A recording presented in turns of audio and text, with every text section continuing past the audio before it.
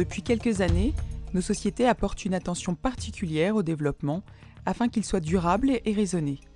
L'enjeu est de répondre aux besoins du présent sans compromettre ceux des générations futures. À cet effet, différents textes et lois ont été promulgués. En ce qui concerne la gestion des déchets du BTP, en 1975, une première grande loi cadre définit ce qu'est un déchet et énonce le principe de la responsabilité du producteur ou détenteur final des déchets jusqu'à l'élimination. Puis en 1992, une nouvelle loi n'autorise la mise en décharge qu'aux seuls déchets ultimes. Pour les déchets inertes, il y a obligation de les valoriser dans des centres de recyclage. Ceux-ci représentent désormais un gisement de matières premières qu'on n'a plus le droit de gaspiller ni de détruire. À partir de 2000, une circulaire planifie la gestion des déchets de chantier du BTP. En 2007, le Grenelle de l'environnement rend obligatoire les plans de gestion des déchets du BTP et favorise la prévention et le recyclage par la mise en place de taxes et de redevances. En 2008, c'est la révision de la directive européenne Cadre déchets. L'objectif est d'atteindre 70% de recyclage des déchets du BTP en 2020. Enfin, le 17 décembre 2010, cette directive est transposée par ordonnance en droit français. Une ordonnance qui est véritablement un tournant dans l'histoire des métiers du recyclage. C'est en fait une reconnaissance en droit européen et français des activités de recyclage. À présent, il est affirmé que des déchets ont la possibilité de devenir des produits une fois transformés. Cette ordonnance définit principalement deux grands concepts résumés dans deux articles. L'article 2 hiérarchise les modes de traitement des déchets.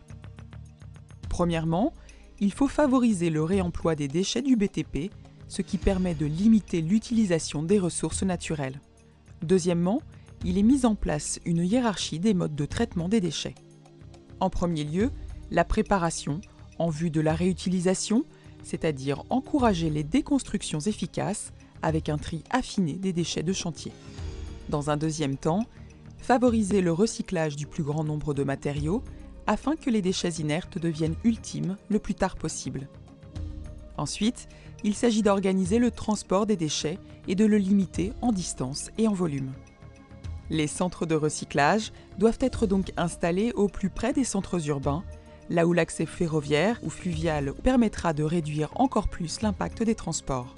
Et enfin, un dernier point précise qu'il faut assurer l'information du public sur les effets pour l'environnement et la santé de ces activités.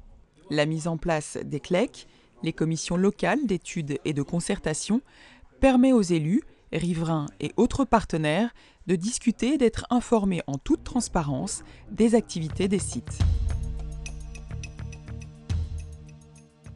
L'article 4 définit l'obtention du statut de produit pour les matériaux recyclés. Un déchet cesse d'être un déchet après avoir été traité dans une installation soumise à autorisation ou à déclaration et avoir subi une opération de valorisation, notamment de recyclage ou de préparation en vue de sa réutilisation. Il faut en outre répondre à 4 critères. 1. La substance est couramment utilisée à des fins spécifiques. 2. Il existe une demande pour une telle substance qui répond à un marché. 3. La substance remplit les exigences techniques spécifiques. Et 4. Enfin, son utilisation n'aura pas d'effets globaux nocifs pour l'environnement et la santé.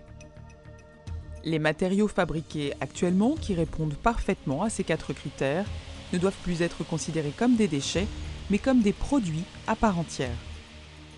Et c'est ainsi que les centres de recyclage ne sont plus seulement des recycleurs, mais aussi des fournisseurs professionnels de matériaux.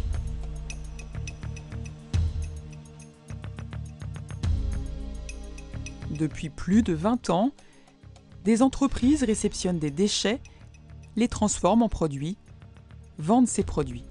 L'ordonnance du 17 décembre 2010 vient aujourd'hui valider pleinement ce véritable schéma économique.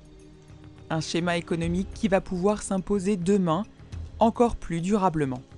Ainsi, le traitement des déchets prend un nouveau visage, celui d'une écologie industrielle ou économie circulaire, enfin assumée.